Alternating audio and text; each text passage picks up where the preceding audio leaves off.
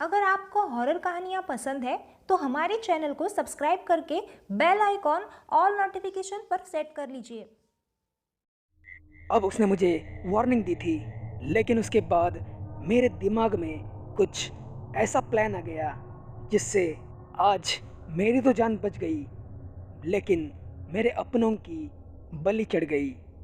वो लड़की बार बार मेरे घर का डोरबेल बजा रही थी, लेकिन उस वक्त मैंने उस लड़की को मैसेज किया, मुझे मारने के लिए तुम्हें कितने पैसे मिले हैं? सामने से रिप्लाई आ गया, 25,000।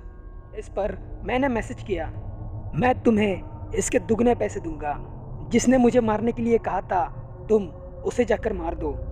इस पर सामने से रिप्लाई आ गया, ठीक है, तुम इसी नंबर पर मुझे गूगल पे करो। उसके बाद मैंने हड़बड़ाते हुए तुरंत उस लड़की को उसी नंबर पर 50,000 रुपये गूगल पे कर दिए।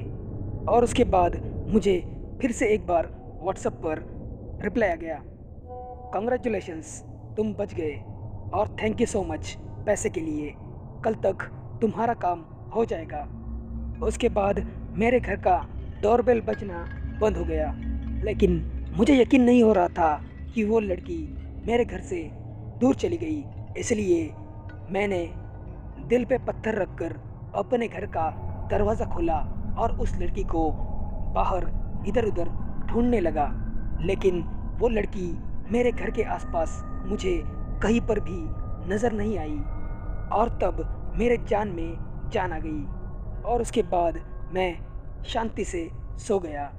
अभी मैं नींद में था, लेकिन तभी अचानक रात के 3:30 बजने के बाद मेरे व्हाट्सएप पर एक मैसेज आ गया और मैंने मोबाइल ओपन करके देखा तो वो मैसेज उसी लड़की का था, कंग्रेचुलेशंस, तुम्हारा काम हो गया है।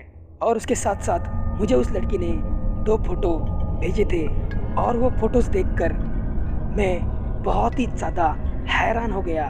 मुझे खुद पर यकीन नहीं हो रहा था, क्योंकि वो फ़ोटोज़ एक कार एक्सीडेंट के थे जिसमें 2 लोगों की मौत हो चुकी थी और वो 2 लोग कोई और नहीं बल्कि मेरे मॉम डैड थे।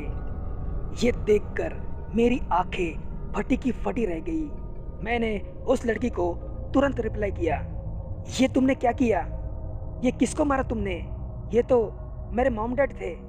इस पर उस लड़की ने मुझे रिप्लाई किया, हाँ, इन्होंने ही तुम्हें मारने का मुझे कॉन्ट्रैक्ट दिया था और तुमने मुझे दुगने पैसे दिए थे, सो मैंने तुम्हारा काम पूरा किया, थैंक यू सो मच। इस पर मैं क्या करूं, ये मुझे कुछ भी समझ नहीं आ रहा था। अभी मैं उस लड़की से कुछ और बातें करने ही वाला था, तभी अचानक उस लड़की का डीपी दिखना बंद हो गया। इसका मतलब उस लड़की ने अब मुझे ब्लॉक किया था। इसलिए मैंने उस नंबर पर कॉल करने की भी कोशिश की थी, लेकिन उसका फ़ोन भी बिल्कुल भी नहीं लग रहा था। अभी मैं कुछ और सोच ही रहा था, तभी मुझे अस्पताल से, हेलो रोहन सर, आपकी माँ और पिताजी का एक्सीडेंट हो चुका है और वहीं पर उनकी मौत हो गई। उनके डेड बॉडीज हमारे अस्पताल में है।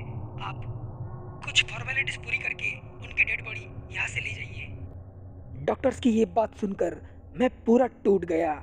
अब इस बात को 3 साल बीत चुके हैं, लेकिन अभी भी मुझे यकीन नहीं हो रहा था। क्या मेरे मॉम डैड मुझे मारना चाहते थे? लेकिन क्यों? क्या वो सीरियल किलर लड़की सच बोल रही थी? ऐसे ही और बहुत सारे सवाल मेरे दिमाग में घूम रहे थे। उनके जवाब मुझे आज भी नहीं मिले।